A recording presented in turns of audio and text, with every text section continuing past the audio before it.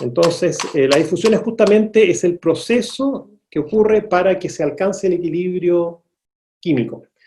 Los sistemas no están en equilibrio, o sea, cuando pongo un par cobre-níquel, tengo níquel puro, cobre puro, ambos en equilibrio, a presión y temperatura, los junto físicamente, los aprieto, ¿cierto? Los amarro, los dejo ahí. Si eso lo dejo a temperatura ambiente, se van a demorar años, miles de años en que haya realmente una difusión cruzada. Pero si tomo eso y lo pongo en un horno, a 1000 grados de temperatura, por debajo de los puntos de fusión, o sea, evito que se derrita el cobre o se derrita el níquel, puede ser que al cabo de 20 horas ya el 10% del cobre se haya introducido dentro del níquel y viceversa.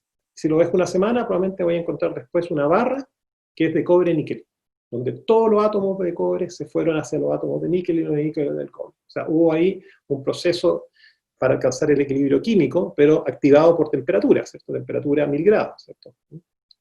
Y ahí la temperatura empieza a jugar un rol probabilístico también, de que como estamos agitando los átomos con respecto a sus puntos de equilibrio en la red cristalina, hay más chance que un salto y por así un desacople o un desgarro o una salida de un átomo de la red hacia el otro lugar ocurra, porque está muy vigorosamente vibrando, puedo vencer un potencial de energía, ¿cierto? Una barrera de energía, y ahora el átomo de níquel entró al cobre. Y como el cobre, recuerden, tiene defectos puntuales, ¿sí? Conectando con lo que hablamos la semana pasada de efectos, tiene intersticios, ¿cierto? Octaédricos, tetraédricos. Este átomo de níquel, o ion de níquel, mejor dicho, puede empezar a migrar y a moverse y a desplazar átomos de cobre, y a alguno de esos átomos de cobre le va a pasar lo mismo por un tema de probabilidad hacia el otro lado del níquel. Y se empieza a haber una interdifusión del cobre en níquel y el níquel en cobre. Eso es lo que es la difusión. Pero es una herramienta muy potente, se utiliza muchísimo, no solamente en microelectrónica, ¿cierto?, en fabricación de microchips o paneles solares, sino en la industria metalúrgica. Los tratamientos térmicos y carburizaciones, nitruraciones son muy comunes, ¿cierto?, porque es una manera de poder proveer de propiedades físicas a materiales que originalmente tienen propiedades, pero se les pueden mejorar, sobre todo propiedades superficiales, porque la difusión es algo que parte por la superficie, para que entre el cuerpo del objeto. Entonces, en gases y líquidos la difusión es muy rápida, ¿cierto? Los olores se transfieren rápidamente, los colores de tintas en un medio acuoso también, en pocos segundos, minutos ya, si tiro una tinta morada en el agua, lo va a teñir y va a bajar de un color morado, azulino, por así decir. Pero en los sólidos, ¿cierto?, la cosa es distinta y se requiere más temperatura y tiempo. Entonces, así como la temperatura afecta la probabilidad que ocurra el intercambio, el tiempo también ayuda a que esa probabilidad ocurra. ¿Se fijan? Entonces, temperatura y tiempo están vinculados también. Primera vez que empezamos a hablar de tiempo acá. La difusión es un muy buen ejemplo. Entonces, a mayor temperatura, el tiempo de migración de especies se reduce considerablemente.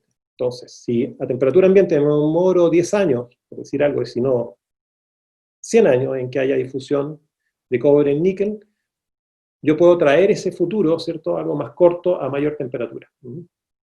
Puede ser que a 1000 grados, con 10 horas, logre el mismo efecto que a 100 años con temperatura ambiente. ¿Okay? Entonces, una condición necesaria para que ocurra difusión es la existencia de un gradiente de concentración. Esa es otra manera de interpretar el gradiente de potencial químico, que haya más concentración de una especie en una parte que en la otra. Es lo mismo cuando hablamos cuando hay mayor temperatura en un lugar que en otra.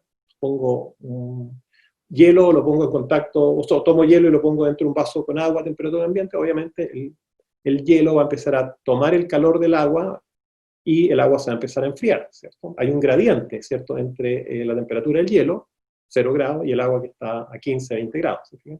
Acá también, si tengo una zona con cobre, que es cobre puro, físicamente junta con una zona de níquel que no tiene cobre, hay un gradiente. Tengo de 100% de cobre a 0 cobre y de 100% de níquel a 0 níquel. ¿De acuerdo? Y eso produce el efecto. Ahora, la autodifusión existe porque el cobre también va a tener difusión de sus propios átomos, ¿cierto? Y el níquel también. ¿Cómo se puede lograr a veces la medición de la autodifusión? Es a través de elementos que sean radioactivos, o sea, de isótopos de cobre o isótopos de níquel. ¿Ya? que van a tener un peso atómico distinto, que tienen más neutrones y son radioactivos, ¿cierto? Y los puedo tracear de alguna manera, y ver cómo se mueven dentro, cómo el cobre se mueve dentro del mismo cobre, que es distinto a cómo el cobre se mueve dentro del níquel o dentro de cualquier otra matriz sólida, ¿cierto? ¿Okay? Así que eso es una... Ahora, para que haya autodifusión, requiero vacancias, que ya las vimos también. Las vacancias son vacantes, son básicamente intersticios o lugares donde faltan átomos. ¿Okay? Y ahí pueden entrar estos átomos externos, ¿cierto? Entonces, siempre en un sólido va a haber una población de vacancias. ¿Okay? Y eso ya lo vimos la clase anterior cuando definimos defectos puntuales. Y es una pregunta de la tarea 3. Tienen que calcular a una cierta temperatura el porcentaje de vacancias que hay, por ejemplo, en el cobre. Para eso necesitamos tener la energía de enlace en esta forma del cobre, porque para que haya una vacancia es porque se salió un átomo y se rompió un enlace.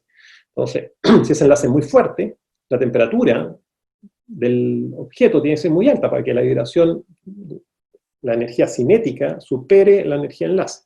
La energía contra energía. Si en promedio esa energía cinética es más vigorosa que la energía de enlace, es muy probable que se rompa el enlace y el átomo se proyecte y entre o se mueva dentro de la matriz. Sobre todo si hay espacios como las vacancias, las dislocaciones también son lugares por donde puede haber difusión rápida, también son pequeños túneles también, los bordes de granos. Entonces se empiezan a fijar, se conecta esta cosa. Esta ha sido una historia que partimos desde el electrón hasta ahora, es un librito muy condensado, lamentablemente esta ya la última clase de teoría, después ya la próxima vemos los casos aplicados, donde igual vemos algunos matices de teoría, porque nuevamente es una historia que la estamos contando muy apresuradamente. Pero obviamente la condición más fundamental es el potencial químico mu, la derivada de la energía libre con respecto a la composición N. Esa es la fundamental, pero se traduce en un gradiente de composición, es equivalente. Entonces, ¿qué es lo que tenemos? En este caso, oro y níquel, en vez de cobre, se juntan en T igual 0 y para un tiempo mayor, o sea, T distinto de 0, va a haber una interdifusión.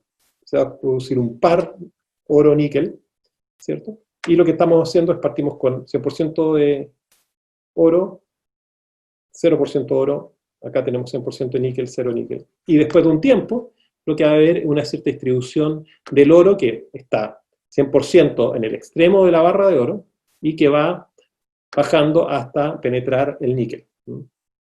Y probablemente en la frontera, ahí va, en algún momento va a alcanzar el 50%.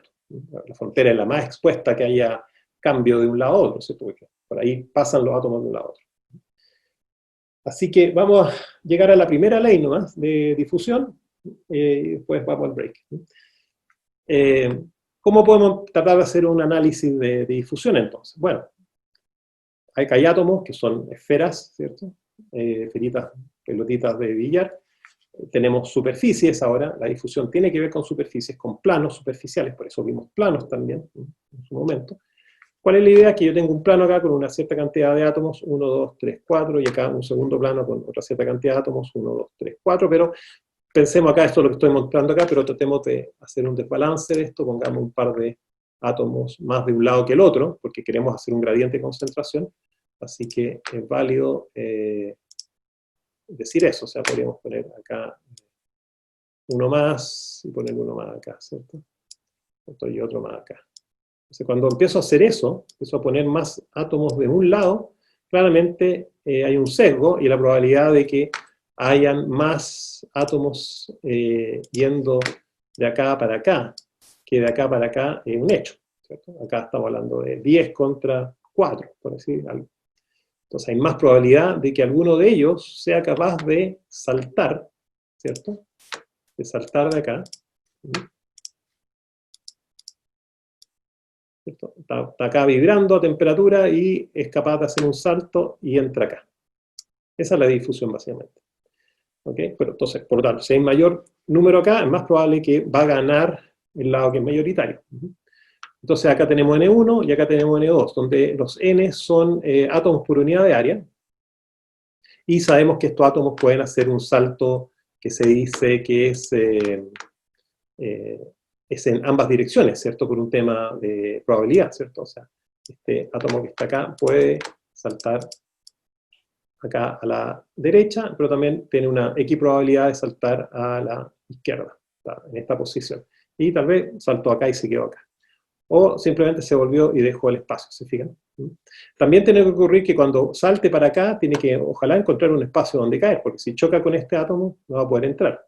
Entonces también tiene que haber una cierta posibilidad de que el que está acá entre acá. Entonces son varios los factores que se suman para poder encontrar lo que se llama el coeficiente de difusión, que es un número, es una propiedad, que me dice cuán fácil migran los átomos de un lugar a acá. Y acá nos conectamos con las baterías de litio. Todo lo que habló Whittingham y que han hablado todos estos premios Nobel es el tema de cómo acelerar el flujo, y eso es lo que leí en sus ensayos, ¿cierto?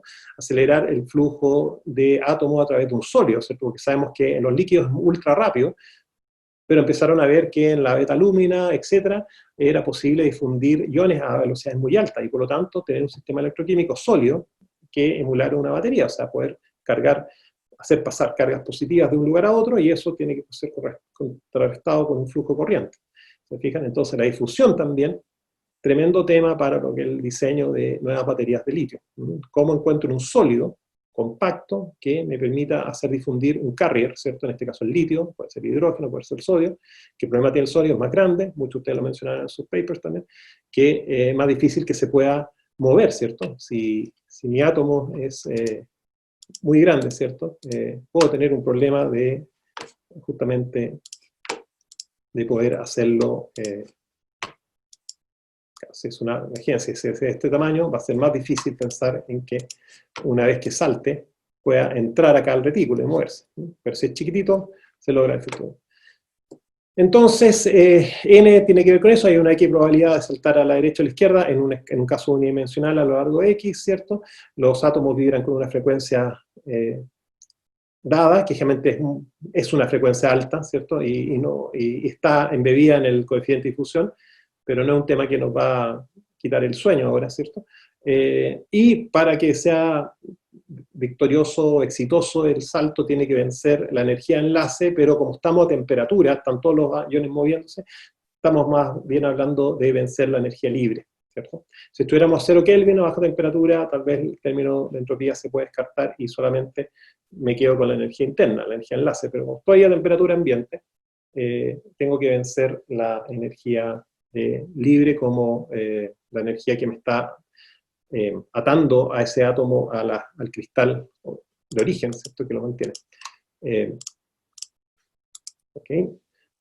Entonces, ya para ir cerrando, antes de ir al break, podemos definir, esto es importante, definamos concentración como número de átomos por área partido por separación, por longitud. En otras palabras, concentración es átomos por volumen, y esto es muy importante tenerlo claro. C es igual a átomos por volumen, ¿ok? Así que eso es importante. Entonces, ¿qué volumen? El volumen del área, y podría haber un volumen asociado a la separación entre planos. Ahora, como estamos dentro de un mismo sólido, incluso, que puede tener un gradiente de concentración, esa separación entre planos es una separación que podría ser del orden de la celda unitaria. Recuerden que una estructura BCC tiene una arista A, ¿cierto? Puedo pensar qué tan fácil son para los átomos que están de la cara opuesta saltar a la cara delantera, a lo largo de esa distancia A, por así decirlo. ¿Okay? Así que, pero en principio es la separación que hay entre los dos planos a través del cual yo quiero ver cómo fluye la materia o los átomos de un lado a otro. Entonces, pero importante, concentración son átomos por volumen, tiene unidades de 1 partido por metros cúbicos. Entonces, ¿qué es lo que yo puedo decir? Que la variación de concentración a lo largo de una cierta distancia también ahora, bueno, ¿qué es lo que va a hacer? La variación sería la variación de la concentración en un punto 2, en un punto 1, partido por esa distancia que la vamos a llamar acá A, nuevamente. ¿Ok? Si expresamos esto en función de n, que era átomos por, nuevamente, n son átomos por área, átomos por área, nos va a quedar de la forma n2 menos 1 partido por a cuadrado. Estamos acá haciendo calzar que la separación que hay acá para la concentración es la misma que la que hay acá para este fenómeno de difusión. Ok, déjenme acá borrar esto, me molesta un poquito. Entonces, ¿qué es lo que tenemos? Nuevamente, recapitulando, tenemos acá un eje X, ¿cierto?, que es positivo, y tenemos una región 1 del material donde la concentración es mayor que en 2, ¿cierto? Y lo que yo quiero es hacer la variación de concentración, que está dado acá. Esta es mi variación de concentración. Eso se va a llamar delta, va a ser mi delta C, ¿cierto? Delta C. ¿Ok? Y nuevamente, como es una variación, yo la puedo definir de dos formas. Puedo decir que es C1 menos C2, o mejor ocupar la clásica definición de un delta, es que el estado final menos el inicial, C2 menos C1. Pero entonces tengo que hacer la diferencia de coordenada X2, ¿cierto?, que está acá, con X1. X1. Entonces, X2 menos X1 va a ser el largo A. Entonces ahí vamos a tener que delta C partido por delta X es igual a un delta C partido por A, ¿cierto?, que es igual a N2 menos N1. ¿Ok?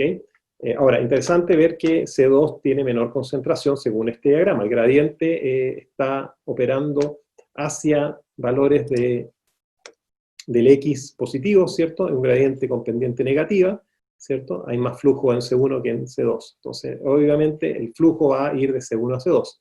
Como definimos final menos inicial, ¿cierto? Y el denominador es positivo, tiene un valor A, ¿cierto?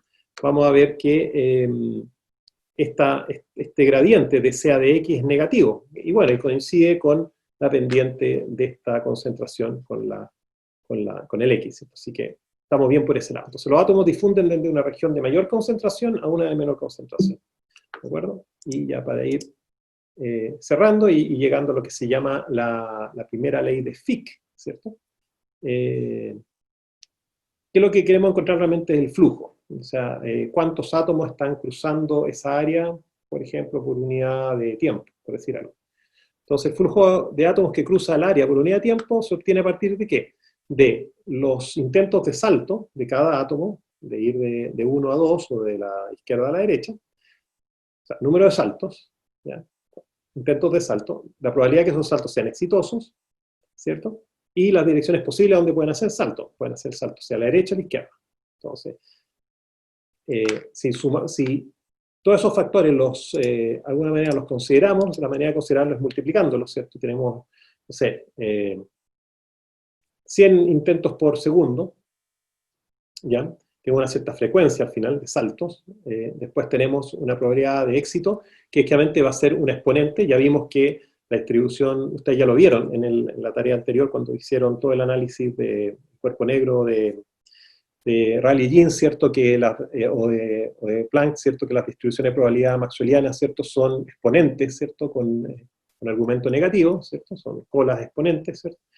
Entonces, esa probabilidad de éxito también se puede modelar a través de la exponente de la ley de Arrhenius también, ¿cierto? Que es la misma que también vinculada a la definición de la energía libre. Y por otro lado, obviamente, la probabilidad de hacer un salto a la izquierda o a la derecha, que sería 50%, pero también en 3 dimensiones podría ser 6 posibilidades, ¿cierto? Izquierda, derecha, arriba, abajo, hacia un lado, hacia el otro, ¿cierto? Entonces la dimensionalidad también afecta a la difusión, ¿cierto? Cuando la difusión en 3D tiene otro valor, cuando es en 2D, o cuando eventualmente podría ser en 1D, que es más difícil de pensar cómo hacerlo, inducirlo en un sólido. Entonces, estos 3 factores se pueden multiplicar, ¿qué significa? Que tengo el medio para el caso unidimensional, 50% de derecha a izquierda, la frecuencia, la probabilidad de éxito, la probabilidad de éxito por frecuencia, la frecuencia de éxito, y también por el número de posibles átomos que saltan de un lado a otro, ¿cierto? Sabemos que tenemos N1 y N2, N1 es mayor que N2, ¿cierto? Que por eso lo ponemos como un valor positivo, y cuando hacemos este producto, un medio, por la concentración de átomos en el espacio, hay más N1 que N2, por la frecuencia de salto, por la probabilidad exitosa de salto, ya vamos a ver que tenemos un cierto flujo posible hacia, por ejemplo, la derecha, o sea, del punto 1 al punto 2. ¿Okay? Y ese flujo, ¿en qué unidades va a estar? ¿Cierto? El exponente no tiene unidades, ¿cierto? La frecuencia tiene unidad 1 partido por tiempo. ¿Cierto? Acá tenemos que J va a tener unidades de 0,5 es 0,5, eso no tiene unidades. N tiene unidades de átomos por área, ¿cierto? Y la frecuencia tiene unidades de 1 partido por segundo. Entonces ahí justamente logramos unidades de flujo, átomos por área por segundo.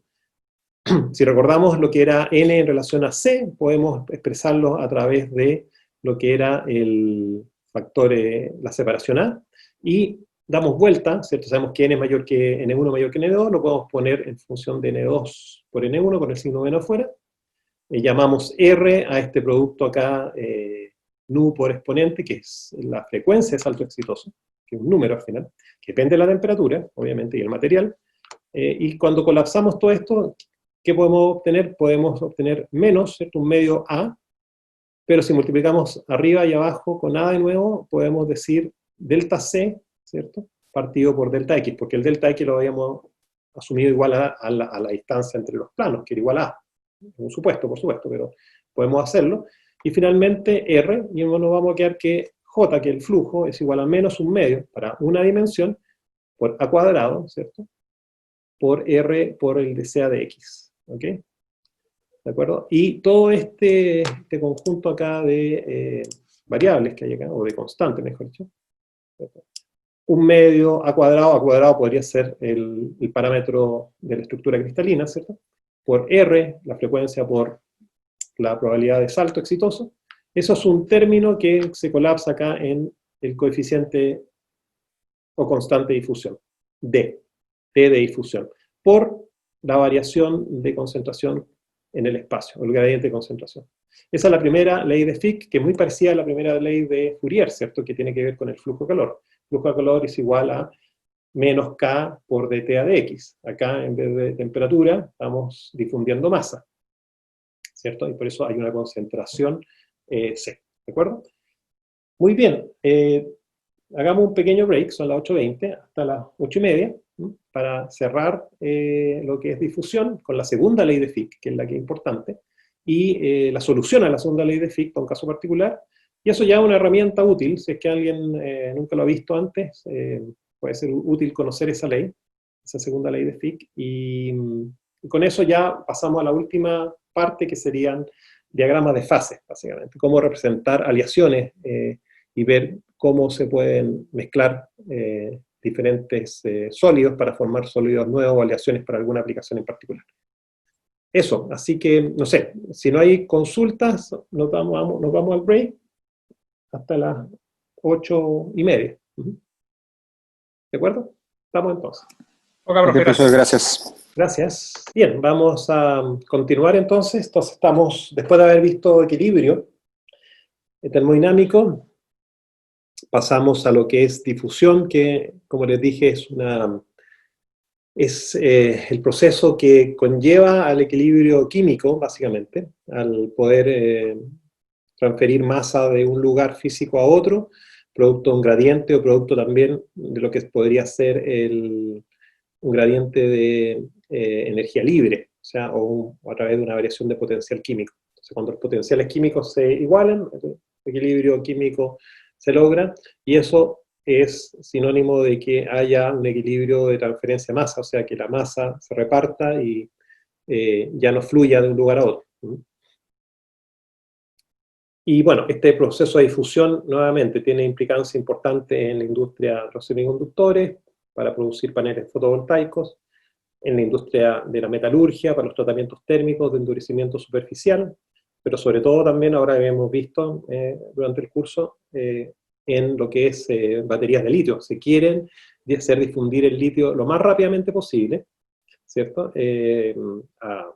Incluso a bajas temperaturas. Si queremos tener baterías de litio funcionando en la Antártida, ¿cierto? A 0 grados o menos, también hay un tema de cómo logramos hacer que los iones viajen físicamente a través de un sólido, o sea, a través de los intersticios, de las vacancias, de las dislocaciones, los bordes de grano, como sea, para poder producir el efecto electroquímico o la fuerza motriz eléctrica, ¿cierto? En el sólido. Así que bueno, teníamos la primera ley de Fick, ¿cierto? Flujo másico, el flujo máximo J es igual a el coeficiente o la constante de difusión, ¿cierto? Por el gradiente de concentración en el espacio, en este caso en una dirección, y con signo menos, porque recuerden que el gradiente es negativo. Vamos de máxima concentración a menor concentración, ¿cierto? Y el flujo es positivo, entonces tiene que estar compensado con un signo menos. Y eso salía simplemente de haber dado vuelta la expresión. Acá tenemos que tener n1 menos n2, pero cuando hacíamos el gradiente siempre es final menos inicial. Y como definimos el lado positivo, que teníamos mayor concentración de 1 a 2, se genera ese signo menos. Pero no más que eso. Así que esa es la primera ley de Fick, y el coeficiente de difusión,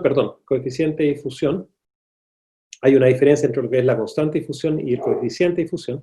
El coeficiente de difusión generalmente se encuentra graficado. Van a ver que en la tarea 3, a partir de las presentaciones de Whittingham, él pone un par de gráficas de difusión de iones de sodio y de litio que son muy interesantes. El coeficiente de difusión, que tiene unidades de metro cuadrado por segundo, ¿de acuerdo? Simplemente se grafica o se encuentra graficado contra lo que sería el inverso de la temperatura. Acá en este slide no queda claro, lo vamos a poner acá. Esto realmente es 1 partido, o muchas veces de la forma, por así decir, 1000 dividido por T en Kelvin, ¿cierto? Okay, entonces si tengo, no sé, 300 Kelvin o 400 o 500 Kelvin, bueno, voy a estar en un valor del orden de 2, por así decir. Así que eso es lo que es. Y el motivo es porque, generalmente, el exponente, ¿cierto? La función exponente para lo que sería el salto exitoso, que era el exponente de menos energía libre, ahí va, el argumento es la energía libre partido por la temperatura, ¿cierto? Absoluta.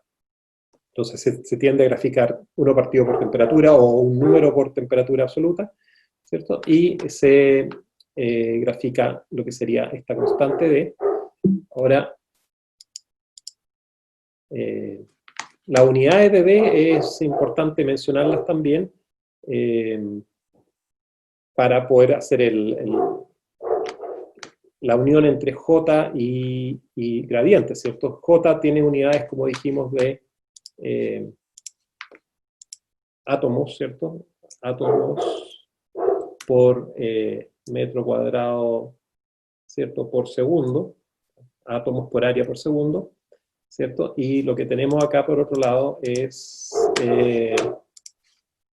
concentración, que son átomos, ¿cierto? Por volumen, ¿ok? Por metro cúbico, pero está dividido por distancia, o sea, sería átomos partido por metro a la cuarta. Entonces, ¿cómo logro yo llevar de átomos partido por metro a la cuarta a átomos por metro cuadrado por segundo? A través del coeficiente de difusión D, y la unidad, entonces, el coeficiente de difusión van a ser simplemente D es igual a, justamente necesitamos un m cuadrado arriba para cancelar el m a la cuarta abajo y poder quedarme con 1 partido por m cuadrado, y necesitamos de segundos. Entonces las unidades que tiene el coeficiente de difusión son bien curiosas, ¿cierto? Son metros cuadrados por segundo, o sea, no tiene ninguna propiedad física como carga, o energía, o peso, o masa, o gravedad. ¿Se fijan? Es simplemente geométrico y temporal. Interesante, metros cuadrados partido por segundo. Ahora, todas las difusiones, todas las difusividades, mejor dicho, sea la de calor, la de masa, que este es el caso que tenemos acá, la de calor en el caso de lo que sería, vamos a ver más adelante, la segunda ley de, o sea, lo que sería la ley de Fourier, ¿cierto? Todas esas difusividades tienen que ver con metros cuadrados partido por segundo, son comparables, tienen las mismas unidades también. También existe lo que se llama la difusividad de momentum también, lineal, o de viscosidad, ¿cierto? En los fluidos también. Así que eso vale la pena hacerlo notar y quedarse con esa idea. Entonces, este coeficiente de difusión, que está en metros cuadrados por segundo, generalmente se va a encontrar en la literatura, sea tanto por gráficas, en función de 1 partido por la temperatura absoluta, o por alguna relación analítica que podría tener esta forma, donde el coeficiente de difusión va a ser a su vez una constante de difusión de cero, ¿de acuerdo? Y por un exponente de menos la entalpía de activación, ¿cierto? O la energía de activación, partido por KB, la constante de Wolfram, por la temperatura. Ahora, ¿de dónde aparece este de cero? Este de cero nuevamente vendría siendo básicamente la parte constante de esta expresión. Recuerden que teníamos esta expresión acá, ¿cierto? Lo que multiplicaba de C a de X era un medio a cuadrado R, un medio a cuadrado R, donde un medio, ¿cierto? 0,5 en el caso de una dimensión, va a ser un cuarto en caso de 2 dimensiones y un sexto en caso de 3 dimensiones. A cuadrado era simplemente una distancia característica que puede ser el parámetro de red, ¿cierto? De la celda FCC o BCC, y R era la frecuencia de saltos por esta probabilidad de salto exitoso. Y esa probabilidad de salto exitoso era, si recuerdan, vamos a ir atrás, menos, exponente de menos delta G partido por KBT, ¿de acuerdo? Entonces ahora, delta G recordamos que es delta H menos delta ST, entonces podemos separar esa exponente en un producto exponente, una exponente que es constante, que sería simplemente delta S, exponente delta S partido por KB, porque se me cancela el T que va acá en el numerador con el denominador, ¿cierto? Me quedo con este valor por una exponente de menos delta H partido por KBT.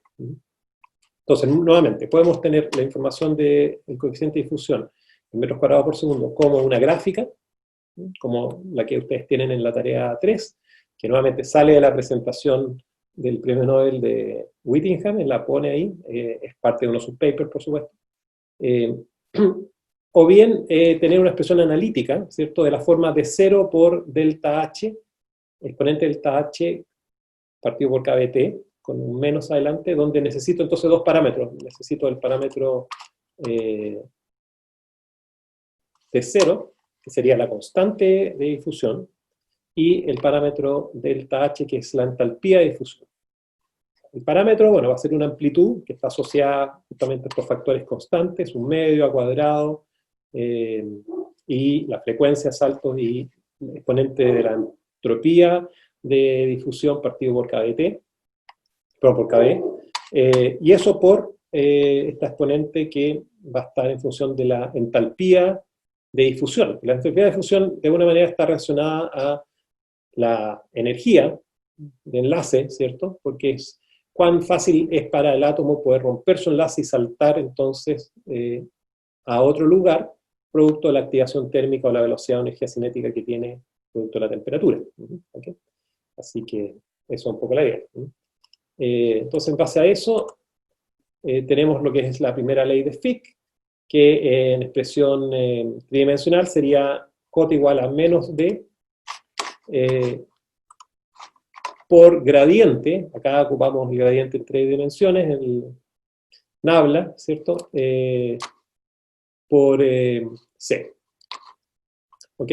Ahora, es importante recordar de que hemos dicho que el coeficiente de difusión depende de la temperatura, a través de esta expresión, ¿cierto? Porque hay un término de la exponente que queda como 1 partido por T, pero también puede ocurrir de que este coeficiente de difusión dependa de la concentración, que hace entonces que el problema sea más complejo, porque acá hay un problema bastante lineal, ¿cierto? J igual a una constante por un conjunto de derivadas de primer orden. Acá queda autoconsistente, o sea, la difusión depende de cómo evoluciona la concentración, y eso tiende a ser lo que ocurre en la realidad, pero es más difícil de resolver esto. Esto se resuelve numéricamente, esto se puede resolver analíticamente. Ok, para cerrar difusión, nos falta lo que es la segunda ley. Así como hay una primera ley, hay una segunda, así como hay una primera ley de calor de Fourier, hay una segunda ley, ¿cierto? Y la segunda ley ya involucra el tiempo, y básicamente es un balance de masa en el tiempo dentro de un volumen de control. ¿Okay? Entonces el volumen de control, bueno, va a ser una región del espacio donde está entrando flujo J, y sale un cierto flujo J. Si lo que entra igual a lo que sale, no hay acumulación, pero si no es el caso, si está saliendo menos de lo que entra, hay acumulación en el tiempo, o si sale más de lo que entra, hay una desacumulación en el tiempo. Entonces, ¿qué es lo que podemos decir? Que la variación de J en el espacio, ¿cierto?, entre esta cara y esta cara, la cara de entrada y la cara de salida, la variación, ¿cierto?, que sería el de J de X, ¿cierto?, va a ser igual a la variación de concentración que hay dentro del volumen de control. Entonces hay un volumen de control que tiene una cierta concentración, que es función del espacio y del tiempo, ¿cierto? Y va a ir cambiando con el tiempo según el flujo que entra y sale. Si el flujo que entra y sale es el mismo, no hay cambio, se mantiene constante la concentración, pero si aumenta la entrada con respecto a la salida, aumenta la concentración, y viceversa, si disminuye la entrada con respecto a la salida, disminuye. ¿Ok? Entonces acá nuevamente necesitamos corregir con un signo menos, ¿cierto? Porque, recordamos, el flujo es positivo, ¿cierto? El flujo es positivo, y tenemos que hacer también nuevamente lo que sería la diferencia entre la salida, ¿cierto? La salida menos la entrada, ¿ok? Y con respecto a lo que sería la separación acá, ¿ok? Y eso va a compensar y hacer de que, obviamente, la variación de concentración que va a ser positiva, tenga que también ser igual a una variación de flujo positiva. ¿Ok? Bueno, eso es interesante porque justamente recordemos que J va con un signo menos, y eso es lo que nos fuerza acá a poner un signo menos afuera, para compensar el J que está acá, de manera que cuando yo hago el reemplazo de J, recordemos que J era justamente, esto es J que está acá, esto que está acá sería J. Entonces, claro, si yo pongo J acá, y J es menos D por dCA de X, ese menos sale para afuera, se cancela con este menos de acá, y nos está simplemente diciendo que la segunda derivada, ¿cierto?, de esta concentración por con la constante, el coeficiente de difusión, van a ser igual a la variación de concentración en el volumen de control. ¿De acuerdo? Entonces, esto finalmente queda convertido en lo que es la segunda ley de Fick, ¿cierto? Donde tenemos la variación en el tiempo de la propiedad, concentración, es igual al coeficiente de difusión por la segunda derivada de la concentración. Esto nuevamente, recalco, es igual a la segunda ley de Fourier, que nos dice que dt a dt, o sea, el cambio de temperatura en el tiempo, la razón de cambio de temperatura en el tiempo, es igual a alfa, generalmente se le llama la difusividad térmica o de calor, por la segunda derivada de la temperatura con el espacio. Nuevamente acá hay una segunda derivada, o sea, acá tenemos una curvatura, ¿cierto? La curvatura que pueda tener o no la concentración. Y tenemos acá la variación de la concentración en el volumen, ¿cierto? Obviamente este volumen de control en este caso se ha hecho pequeñito, infinitesimal, ¿cierto?, para poder llegar a tener la correspondiente derivada, ¿de acuerdo? Así que, y eso sería la segunda ley de Fick. Tenemos la primera, ¿cierto?, y la segunda, y con estas dos leyes yo puedo resolver cualquier problema de difusión, al menos en una dirección, ¿okay? Se puede también hacer en tres dimensiones, en 2 o 3, pero bueno, va a ser simplemente reemplazar la segunda derivada acá ya por lo que sería el laplaciano. Entonces, una solución a esta ecuación, ¿cierto? Esto es una ecuación diferencial que requiere condiciones de borde para resolverse. Entonces, esto simplemente es una ecuación diferencial en X, ¿cierto? Necesita condiciones de borde iniciales. Si yo tengo condiciones de borde y tengo condiciones iniciales, voy a poder resolver esta ecuación diferencial y saber cómo distribuye la concentración en el espacio y en el tiempo, en este caso a lo largo de una dimensión, si es que lo hacemos de esa manera. ¿Ok? Así que, entonces, ¿cuál es mi dominio? Mi dominio, estamos solamente hablando de un dominio en una dimensión, entonces podría ser un cilindro muy angostito y muy largo, entonces donde se predomina el flujo en la dirección X, como se muestra acá, y una condición de borde es que en X igual 0, justo en la tapa, en el extremo izquierdo del cilindro de gran longitud y bajo diámetro, o sea, de gran esbeltez, por así, en X igual a 0, tenemos una fuente infinita de una concentración dada, que le vamos a llamar concentración superficial. Pensemos esto fuese una barra de acero, con un cierto contenido de carbono, y le ponemos ahora una fuente de carbono intensa, de muy alta concentración de carbono en la superficie solamente. ¿De acuerdo? Y esta barra acá la vamos a suponer realmente muy larga, infinitamente larga, y muy angosta, por lo tanto preferenciamos la dirección X. ¿Ya?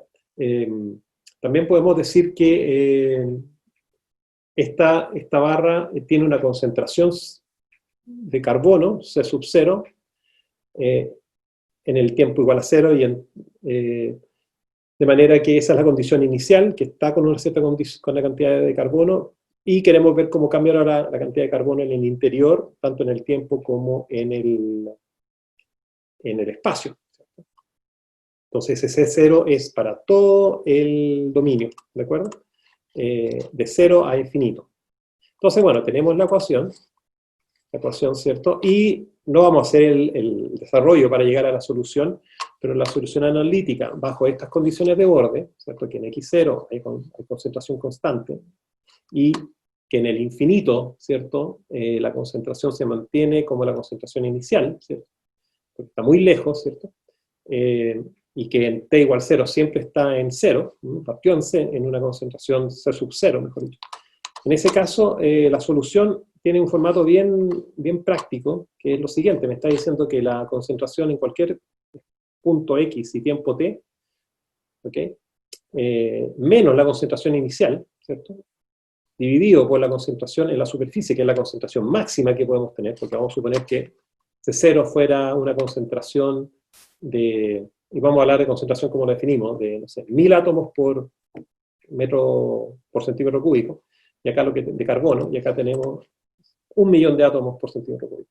Entonces tenemos un gradiente muy fuerte de concentración de carbono, y por lo tanto, cualquier punto intermedio que yo tenga, me va a ir evolucionando, ¿cierto? Yo voy a poder decir, ok, parto así, ¿se fijan? Ese es para mi primer tiempo, después un poquito menos, o sea, cada vez me estoy, y después cada vez estoy, ¿cierto? Y después de mucho tiempo, básicamente lo que va a ocurrir es que todo esto se satura con carbono. Estamos suponiendo que la fuente en la superficie es una fuente infinita, no se agota nunca. ¿Okay? Por eso las condiciones de borde son bien específicas y que me permiten entonces encontrar una solución bastante manipulable, ¿cierto? Pero uno podría pensar, a ver, ¿esto de qué me sirve? Una dimensión, con una fuente infinita, etc. Bueno, pero pensemos en un caso particular de, no sé, un eje, cosas que a mí me ha tocado ver a veces en los servicios, ¿cierto? La minería, los ejes que se ocupan para los molinos chancadores, ¿cierto? Son ejes bastante grandes. Podemos tener, perdón, generalmente vamos a tener ahí, no va a quedar muy bonito, pero básicamente esto. O sea, tengo un eje de acero. Y esto puede perfectamente medir,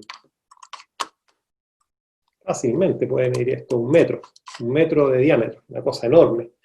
Y muchas veces esos ejes son de acero, porque es un material resistente, rígido, resistente, 200 gigapascales, puntos de fluencia del orden de 400 megapascales, ¿cierto?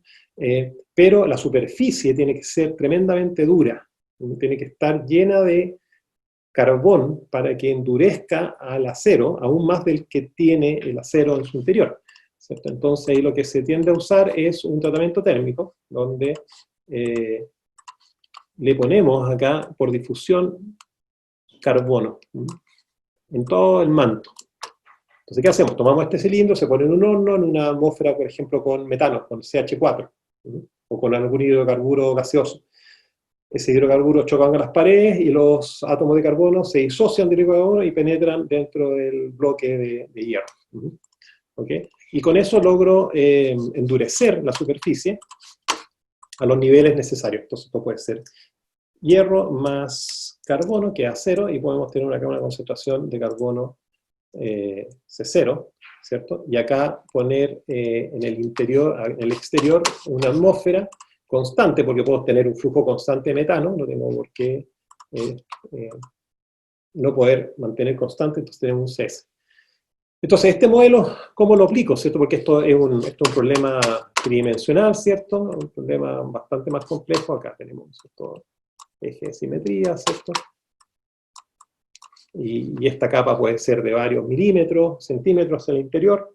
Queremos un acero resistente, como dije, pero que sea flexible, dúctil, ¿cierto? Para que en el giro que tenga este eje que tal vez transmite la potencia del motor eléctrico al molino chancador, ¿cierto?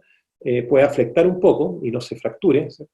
Pero necesito que la superficie tal vez sea muy dura para que no se formen grietas o eventualmente podría haber también ahí en la superficie algún entallamiento, un chavetero, etc. Entonces, a veces necesito asegurar que la superficie sea extra dura, más resistente que el núcleo, pero que el núcleo sea flexible para que esto permita ajustes, ¿de acuerdo? Entonces, bueno, ¿cómo yo puedo hacer que este eje, cómo lo podría modelar, ¿cierto? Voy a suponer, soy ingeniero, me contrato una minera y dice, tienes que hacerle un tratamiento térmico a esto. Nos llegó a este eje de Alemania, pero sin tratamiento térmico, hay que hacerlo. Entonces voy a ir a un metalúrgico, decirle, tú tienes un horno, entra este eje, si entra, perfecto, ya. ¿Qué temperatura? ¿Qué cantidad de concentración de carbono tengo que poner en la superficie? Y mi modelito que vamos a ver ahora, rápidamente, va básicamente a consistir en hacer este análisis, ¿no? Este análisis, ¿se fijan? Es un cilindrito, ¿no? O sea, es una lonja unidimensional, un pequeño cilindro, porque al ser un eje de simetría, lo puedo tomar en cualquier ángulo y es lo mismo, ¿se fijan? Entonces, a lo que quiero decir que esta solución es, como decimos, ¿cierto? Es buena, bonita y barata. O sea, barata, la tenemos acá, funciona con estas condiciones de borde y es útil, útil. Y me va a permitir hacer cálculos. Ahora, si yo quiero hacer algo más sofisticado, si esto tuviera una geometría más compleja, etc., tengo que resolver a través de elementos finitos, diferencias finitas, método numérico que puedo implementar yo mismo o ocupar algún paquete disponible en el mercado, ¿cierto? ¿Okay? Pero, ¿cuáles van a ser los factores que voy a necesitar en esa simulación? El coeficiente de difusión D, ¿cierto? Que a su vez es función de la constante de cero y de la variación de entalpía, o bien tener una gráfica propiamente tal. ¿Okay? Así que, entonces, con respecto a la solución, nuevamente, si la vemos, ¿qué forma tiene esta solución? Estamos haciendo un cociente. Esto, estamos viendo que no podemos superar CS menos C0, porque esto es la máxima amplitud de concentración, CS menos C0, así que esto tiene una cota superior, y esta cota, esta variación que hay acá en el numerador, significa que va a ser siempre menor a CS menos C0, o sea, este número es menor a 1, ¿cierto? Puede ser 1, pero va a ser de 1 hacia abajo, a 0. ¿Y qué es lo que vemos en el lado derecho de la solución? Es 1 menos algo, ¿cierto? ¿Y menos qué? FER, ¿qué es lo que es FER? Algunos de ustedes recordarán, tal vez, no se acuerdan, o lo vieron, la función de error. Es una función que está tabulada, ¿cierto? Que es una integral que no se puede resolver de manera directa o algebraica, por así decir, sino que tiene que evaluarse numéricamente. ¿De acuerdo? Y esta función de error que está tabulada tiene como parámetro, un parámetro adimensional, que es la distancia de difusión, o sea, cuánto ha penetrado el material, versus una distancia, porque este argumento tiene que ser adimensional, que va a corresponder a 2 veces la raíz del coeficiente de difusión por el tiempo. Recordemos que el coeficiente de difusión tiene unidades de metros cuadrados por segundo, ¿cierto? Entonces, acá tenemos metros cuadrados por segundo, ¿cierto? Por segundo, se nos van los segundos, y todo esto en raíz de, ¿cierto? ¿Okay? Entonces, los metros cuadrados se nos van también, y nos queda que todo esto es unidad equivalente, ¿cierto?, a metro. ¿De acuerdo? Y ahí estamos teniendo metros partido por metro adimensional. Perfecto. Entonces, Nuevamente, recapitulando. El lado izquierdo es un cociente entre la concentración en un punto X y en un tiempo T, que va a ser siempre menor que Cs, porque esto es el límite, esto es cuando ya todo está completamente carburado en el caso del acero o completamente difundido, ¿cierto? Podríamos llegar a tener este valor igual a Cs. Va a ser menor a Cs, por lo tanto, este numerador es menor al denominador, esta fracción es menor que 1, y es igual a 1 menos una función que generalmente o la tenemos en la calculadora, o está tabulada, o me la dan como gráfica. Y entro con un argumento que es adimensional. Entro con el argumento, saco la función de error, que es un número también entre 0 y 1, esta diferencia me da entre 0 y 1, y puedo entonces, dado C0 y CS, C0 lo conozco, la concentración inicial del material, CS es la que estoy aplicando exteriormente, y obtengo entonces la concentración en el punto y en el tiempo. ¿Con qué entré para sacar esa función de error? Justamente con la posición y el tiempo. ¿Se fijan? Entonces, esta cosa tiene dos caminos. O me doy yo el C que quiero en una posición y tiempo, y saco este lado izquierdo, y por lo tanto despejo y tengo la función de error, y encuentro el argumento, y encuentro el valor de X y T, o viceversa. Me doy de X y T, ¿cierto? Saco la función, resto, despejo la concentración justamente para ese valor de X y T. Entonces ahí puedo jugar con una cosa a otra. ¿Okay? O sea, me dan el tiempo, encuentro la posición, me dan la posición, encuentro el tiempo para una cierta concentración. Tengo tres cosas: concentración, espacio y tiempo, ¿cierto? Y una ecuación con la cual jugar. Entonces, generalmente, siempre me dicen, ok, ¿cuánto tiempo se demora que la concentración alcance cierto valor a 1 milímetro de la superficie? O, para que la concentración a 1 milímetro de superficie alcance tal concentración, ¿cuánto tiempo tiene que pasar? O luego de una hora, ¿cuál es la concentración a 1 milímetro de distancia? ¿Cierto? Cosas por el estilo. Entonces ahí se juega con lo que yo necesite encontrar. Y nuevamente, esta solución, que es para el caso unidimensional de un sistema una línea muy delgada, ¿cierto? Puede ser aplicada, ¿cierto?, en un caso industrial como este, un eje de 1 metro, que tengo que carburarlo, tengo que endurecer la superficie. ¿Cuánto tiempo tengo que estar con concentración CS en la superficie? Y además, ¿a qué temperatura? Que esa es otra variable que está escondida, y que está escondida a través del coeficiente de difusión, que recuerden que es función de la temperatura, de D0, que es un parámetro del material, y de delta H, ¿de acuerdo? ¿Ok? Entonces,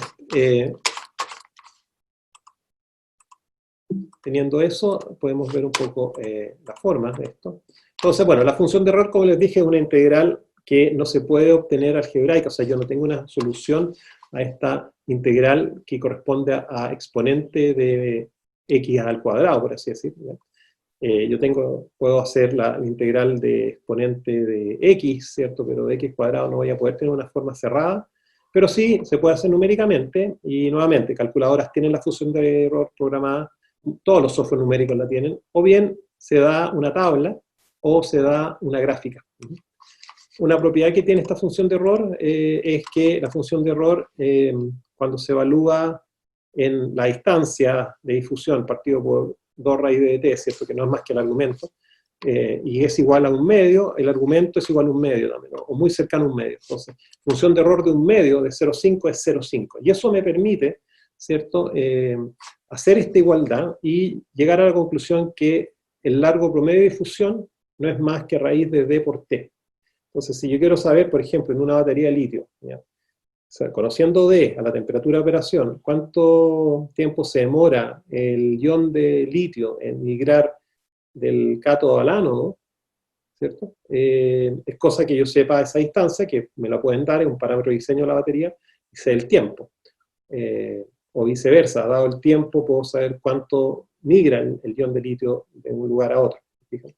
Así que es bastante potente, pero es un valor promedio, O sea, es un valor promedio el que se está obteniendo, que sería este valor delta, que está acá. Pero es porque la función de error tiene esa propiedad, que función en 0,5, función de error en 0,5 es 0,5.